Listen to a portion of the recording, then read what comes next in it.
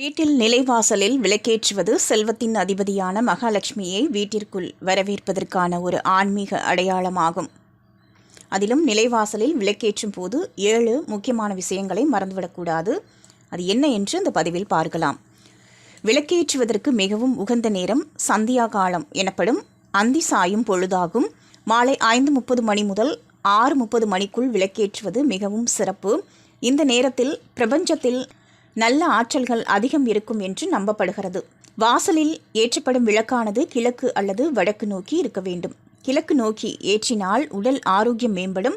வடக்கு நோக்கி ஏற்றினால் செல்வம் பெருகும். தெற்கு திசையை நோக்கி விளக்கு வைப்பதை தவிர்க்க வேண்டும். வீட்டிற்கு உள்ளிருந்து வெளியே வரும்போது வாசலின் வலதுபுறத்தில் விளக்கு இருக்க வேண்டும். இதுவே மகாலட்சுமி வீட்டிற்குள் நுழையும் வழியாக கருதப்படுகிறது. ஆன்மீக ரீதியாக பசு நெய் கொண்டு விளக்கேற்றுவது முதன்மையானது. அது கிடைக்காத பட்சத்தில் நல்லெண்ணெய் பயன்படுத்தி விளக்கேற்றலாம்.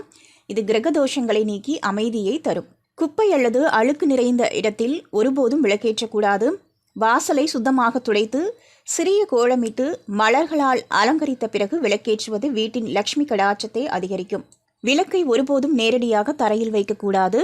ஒரு சிறிய மரப்பலகை, பித்தளை தட்டு அல்லது பூக்கள் மற்றும் தானியங்கள் வைத்த பீடத்தின் மீது விளக்கை வைக்க வேண்டும். இது அக்னி தேவனுக்கு நாம் அளிக்கும் மரியாதையாகும். பயன்படுத்தப்படும் அகல் விளக்கு விரிசல் அடையாமல் இருக்க வேண்டும். ஒவ்வொரு முறையும் பழைய திரியை மாற்றிவிட்டு புதிய திரியை பயன்படுத்தி விளக்கேற்றுவது நற்பலன்களை தரும். இதுபோல பயனுள்ள ஆன்மீக தகவல்கள் மற்றும் ராசி பலன்கள், நட்சத்திர பலன்கள், அதற்குரிய பரிகாரங்கள் கேட்டு பயன்பெற எங்களது அபிராமி சேகர் ஆஸ்ட்ரோ சேகர் அபிராமி ஆன்மீகம் சேனலை லைக் செய்து உங்கள் நண்பர்களுக்கும் ஷேர் பண்ணுங்க.